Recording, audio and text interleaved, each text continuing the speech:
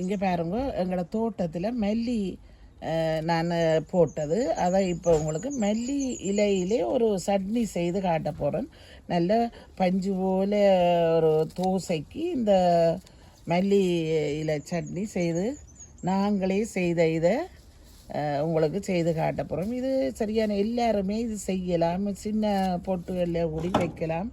அப்படி இதை நாங்கள் அப்படி போட்டிருக்கு. நல்ல வாசனையாயும் இருக்கும். மற்ற இயற்கையான உரத்தை கொண்டு தான் இது வளர்ந்துருக்குது.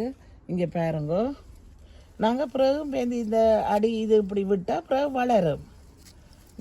இங்கே பாருங்க இப்படி இருக்குது, நல்ல இதாக இருக்குது. இதில் நாங்கள் சட்னி செய்து உண்மையாக உடம்புக்கு நல்லது. நாங்கள் தேங்காய்ப்பூ சேர்க்கிறையில் உள்ளி, வெங்காயம், கருவேப்பிலை இவ்வளவு சேர்த்து உப்பு இதெல்லாம் சேர்த்து இந்த மல்லியில் ஒரு பஞ்சு போல் ஒரு தோசையும் சுட்டு அந்த இதில் உங்களுக்கு செய்து காட்ட போகிறேன். இது எங்களோட வீட்டு தோட்டத்தில் இந்த மல்லியில் செய்தது. உண்மையாக இந்த மல்லியை நீங்களும் அப்படி செய்யலாம். உண்மையாக முழுமையாக மல்லியை போடக்கூடாது. ஒரு ரோலராலே அந்த மல்லியை என்ன செய்ய வேணும்னு சொன்னால் பாதியாக்கிட்டு பிறகு நீங்கள் 2 நாளைக்கு ஊற விட்டுட்டு எடுத்து ஒரு துணியில் கட்டி வைக்க வேணும். ஒரு அடுத்த நாளைக்கு தண்ணியில் நினைச்சியல்தான் 4ஆம் நாள் அப்படி முளைசாதுவாக இருக்கும். இப்படி நீங்கள் செய்து இந்த உடம்புக்கு நல்லது. இந்த மல்லியில் நீங்கள் இப்படி செய்து சாப்பிடுங்க. உங்களுக்கும் செய்து காட்டுறது. இங்கே பாருங்க, உள்ளி, வெங்காயம், கருவேப்பிலை, அடுத்தது செத்தல் மிளகாய், அடுத்தது மல்லி எல்லாத்தையும் இப்படி போட்டு நல்லெண்ணெயில் சாதுவாக வதக்க வேணும். அதோட கொஞ்சம் பெருஞ்சீரகம் போட வேணும். போட்டுருக்கிறேன். போட்டு இந்த மல்லியிலையும் போட வேணும். மல்லியிலையை போட்டால் தான் இந்த சாதுவாக வதங்க வேணும். என்றால் பச்சையாக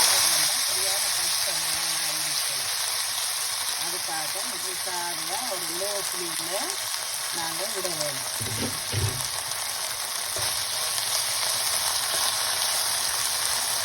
சரி, இங்கே பாருங்கள், இதோட கொஞ்சம் உப்பையும் அதுக்கு ஏற்ற அளவாக உப்பையும் சேர்க்கிறேன். மற்றது ஒரு கைப்பிடி அளவு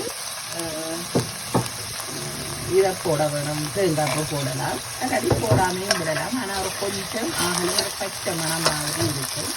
அதுக்கு ஒரு கொஞ்சமாக போட்டால் சரி, அல்லது போடாமையும் செய்யலாம்.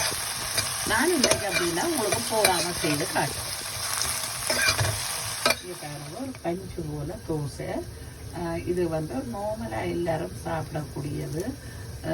தனியாக இது உளுந்தும் கிறிஸ்பியாக வரும் பஸ்மதி அரிசியும் 1 படி நீங்கள் இருந்தாலும் ஒரு 1.5 அளவு. நான் ஒரு சின்ன கப்பால் 1.5 கப் உளுந்தும் 1 கப் இதுவும் எடுத்தேன் நான், பஸ்மதி அரிசியும். அதை அப்படியே ஊற விட்டுட்டு ஒரு 3 மணி நேரத்துக்கு மேலே ஊற விட்டுட்டு நல்லா மைய அரைச்சி அப்படியே புளிக்க விட்டதோட இப்போ நீங்கள் மல்லிச்சம்பல் மற்ற மிளகாய் சம்பலோட சேர்த்து சாப்பிட்டு பார்க்க போறீங்க. ஒரு கிறிஸ்டியாக இது பாருங்க, நல்ல கிறிஸ்டியான தோசை பஞ்சு போல் தோசை சுட்டுருக்குறேன். இப்போ இந்த தோசைக்கு தான் நான் என்ன செய்ய போகிறேன்னு சொன்னால், இங்கே பாருங்க, துவரம் பருப்பு கறி. இதுவும் சரியான புரதம் சேர்ந்தது. நீங்கள் இப்படி செய்து சாப்பிடுங்க. இது துவரம் பருப்பு கறி.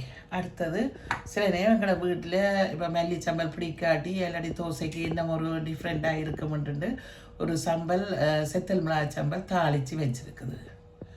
சரி, அடுத்தது இங்கே பாருங்க, இப்போ தோசை ஒன்று வச்சுருக்கிறேன். இதுதான் நாங்கள் எங்களோட தோட்டத்தில் செய்த மல்லி இலையில் பாருங்க. நான் இது இது ஒன்றும் சேர்க்கை இல்லை, தேங்காய்ப்பூ சேர்க்கை இல்லை. ஏன்னா உங்களுக்கு வித்தியாசமாக இந்த தோசையில் எப்படி செய்யணும்னுண்டு இப்படி இதில் நீங்கள் இப்படி போடுவீங்க. போட்டுட்டு இது என்ன செய்யுங்கன்னு சொன்னால், இப்படி நீ பாருங்க, வாழை இலை சேப்பில் அதில் நான் இப்போ இந்த தோசையை இப்போ இப்படி செய்துட்டு நீங்கள் இதில்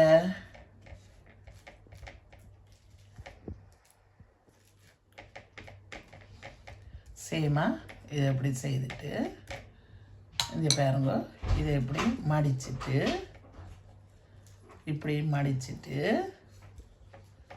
ஈஸியாக நாங்கள் இப்படி எடுத்து இப்படி இப்படி சாப்பிடலாம்.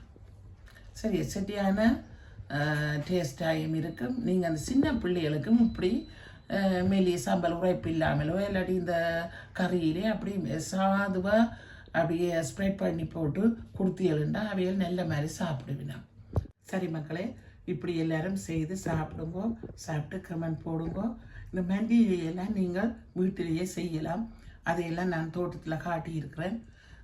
உண்மையாக நான் தனியாக செய்யலை, எங்களை வீட்டிலே இல்லாட்டி ஒற்றுமையோடு தான் நான் இப்படி எல்லாம் இந்த மல்லியை பாதியாக்கி கொடுக்க இப்படி எல்லாம் செய்தவையல் சரியான சப்போர்ட்டிப்பாக. அதனுடைய நீங்களும் இப்படி செய்து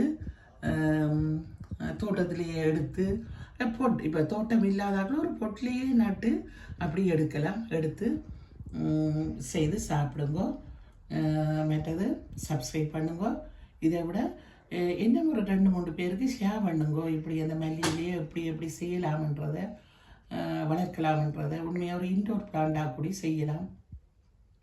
சரி, இத்துடன் இந்த இதை நிறைவு செய்கிறேன். நன்றி, வணக்கம்.